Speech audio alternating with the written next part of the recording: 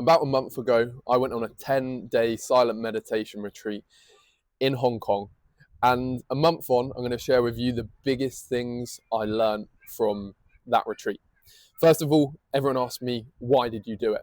Why would you do something like that that's so hard, that puts you through this situation where you just have to face yourself? So I always felt that I had been someone who ran away from his emotions, that I would distract myself a lot, that I would have a real challenge of accepting my feelings. And the different thing that I learned, and I realized what my trap was, is that I always wanted to sit with, and I told people I want to sit with and accept my emotions more, because I hoped that if I sat with anger and sadness, I had an intention for them to go away. That it was conditional, that if I accept my feelings, I will get this state of nicer feelings, more pleasant feelings. So I was craving that experience. The problem comes because I had that desire to make the feelings go away. And what I realized on the retreat is when sadness, when anger came up, that I could just notice this. I noticed the sensations in my body, notice what that feeling is. But the difference was I didn't have an intention to push it away. And what I noticed when I made that change, when I had more unconditional acceptance, things like anger, things like sadness. I had a moment on that retreat where I was feeling really sad, but I just noticed what was going on in my body, and it passed really quickly. And it's all about that intention for me. So since I've come back, when these things come up, I bring awareness to them. I notice what's going on, but I don't have such a strong desire to get away from that.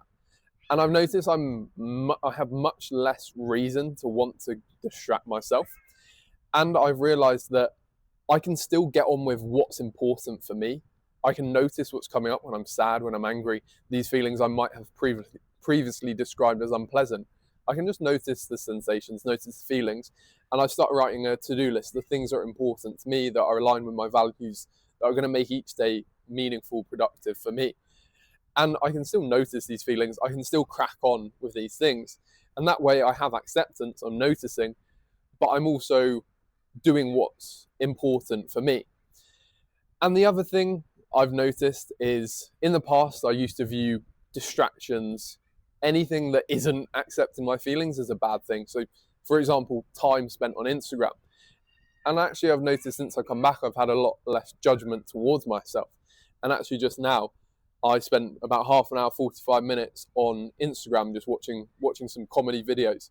And it made me smile, it made me laugh. Previously, I would have thought, oh, I'm not sitting with my feelings, I'm not accepting my feelings, and have this judgment. But I started to shift that, realizing that as long as that's not distracting from my week, as long as I'm going on there and having a purely positive experience, that's actually, there's nothing at all wrong with that. Same with watching films, watching TV. We have this judgment often that these things are bad, and then I need to be sticking with my feelings, I need to work on myself, I need to be hitting the gym. And we have two boxes where we put one thing as bad, one thing as good. And it's the same with our feelings. We view that anger, sadness are bad. We view pleasant sensations, maybe excitement, joy. All these things we put in these boxes.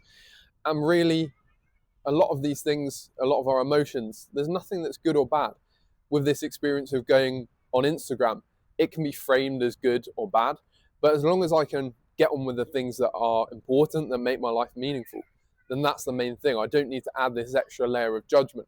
And the same with my feelings. I need to accept them.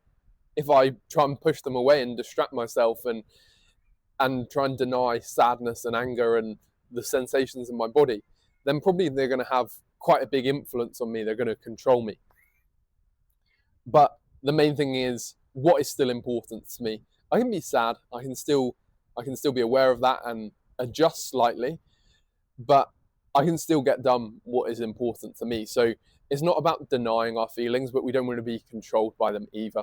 And not having a desire to change them has been what's the biggest thing for me, and realize I can still have a good day, even if I'm sad, even if I'm angry. That's just part of being human. I hope that helped. I'll see you on the next one. Cheers for watching. Goodbye.